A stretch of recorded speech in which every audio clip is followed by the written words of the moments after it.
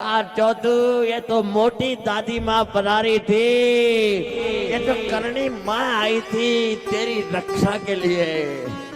अरे दादी थारो बूढ़ो चौथू ने कटे भेज दी तू। ए माँ पधारो पधारो। और जब अंतस की आवाज निकली वो भाड़े मार कर रोता हुआ चौथू दादी दादी दादी दादी कहने लगा तो साक्षात करणी माँ चौथू की दादी का रूप लेकर ही उस निर्जन वन में उस वीरान स्थान पर पहुंच गई।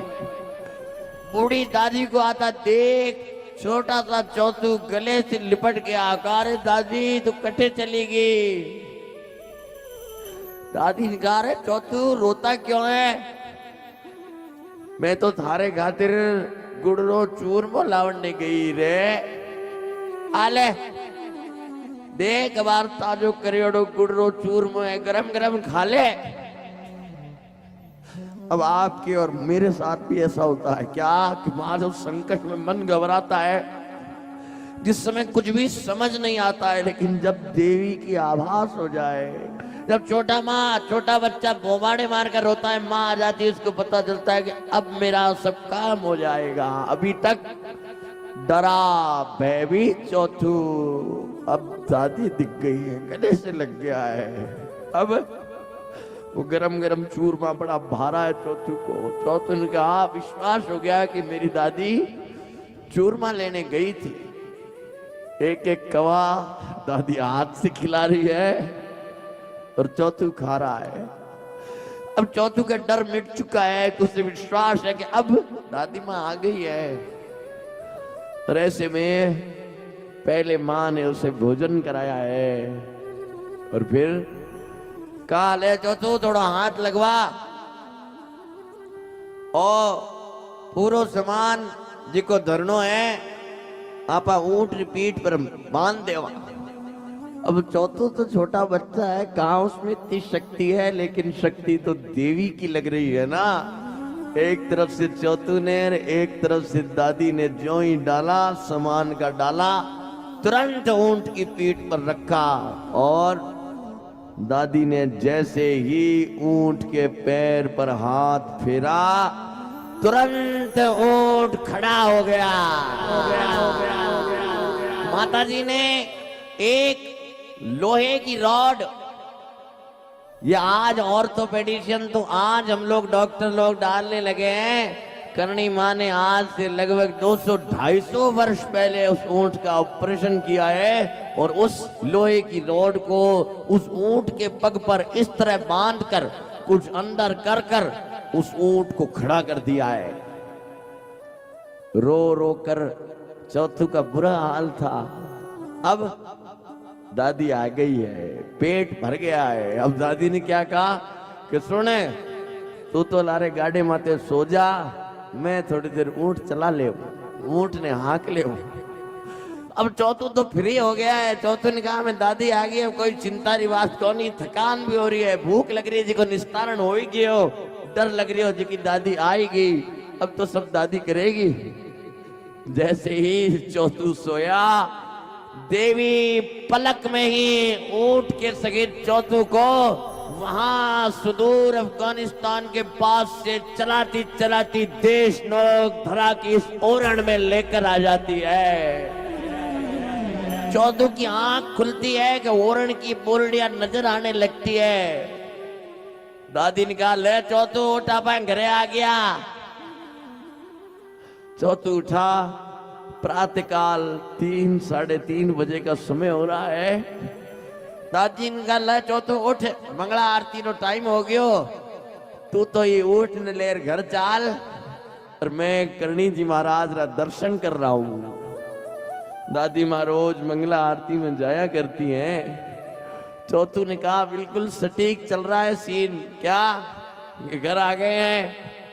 सुबह 3 बज रही है, ब्रह्म मुहूर्त है, दादी सा तो जाएंगी देशनोक दर्शन करने धाम में। और ऊंट को लेकर घर पर जाने लगा। जैसे ही घर पहुंचा, अकेली कतार को देखकर यहां हाल बेहाल हो रही दादी साहब। जिनकी प्रार्थना है कि मेरा चौथू कतारियों के साथ नहीं है माँ, वो बड़ा छोटा है माँ, उसका क्या होगा क्या होगा क्या होगा, कि इतने में ऊंट के साथ आता चौथू नजर आ गया। दादी साहब ने उसे हृदय से लगा लिया, दादी के आंसू पड़ रहे, अरे चौथू तू कटे रहे क्यों रे लारे, चौथू क्यों दादी ये अनजान कहीं बन रिया हो, थई तो बार मैंने लेवड़ने आया हा। अरे दादी ये अनजान क्या बन रहा हो, थई तो बार गुर्रो चूर में मैंने खिड़ायो हो, अरे थई तुम्हारे ऊंट को पग सही करियो। दादी के आंखों से आंसू पड़ने लगे। कहा चौथू ये तो मोटी दादी माँ पधारी थी, ये तो करनी माँ आई थी तेरी रक्षा के लिए। माँ ने चौथू की पुकार को सुना है। दादी साहब दौड़ते हुए करणी माँ के दर्शन करने पहुंचे। माँ तूने मेरे चौथू की जान बचाई, उसकी लाज बचाई। माँ ये बूढ़ी डोकरी पर कृपा करी माँ। ऐसे में वृतांत आता है कि बारीदार जी को उस क्षण ही उसी रात पुजारी जी को सपना आया कि इस ऊंट की आयु पूरी हो चुकी है, देवी ने कृपा कर इस ऊंट की आयु बढ़ाई है, और चौथू इससे इतना प्यार करता है कि इस ऊंट को मरता ये देख नहीं पाएगा। बारीदार जी ने कहा दादी साहब इस मंगला आरती के बाद देवी ने कहा है कि कोई इस ऊंट को खरीदने आएगा तो जो दाम मिले इस ऊंट को बेच देना, और जो लोहे की रॉड माता जी ने ऑपरेशन कर इस ऊंट के पग में गाली थी, देवी ने कृपा कर आदेश दिया था बारीदार जी को कि इस लोहे का एक त्रिशूल बनाना और मेरे निज मंदिर में इस त्रिशूल को स्थापित करना।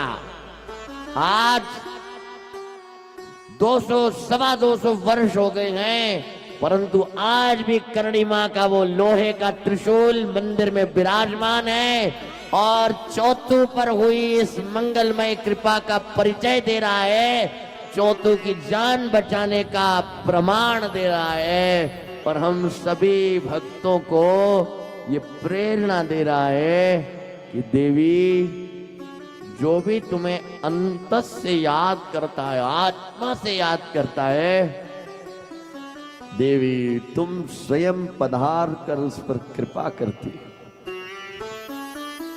मां हम भी आपके चौथू हैं, हम भी संसार सागर से डरे हुए हैं, हमारे पास भी गृहस्थी का साधन नहीं है माँ, न हमारे में बुद्धि है, न ज्ञान है, न कर्म की दक्षता है।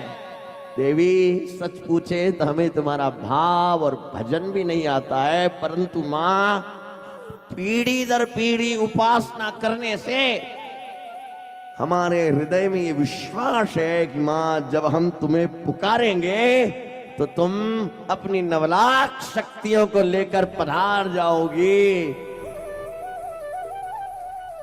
अपने भक्त पर कृपा करोगी।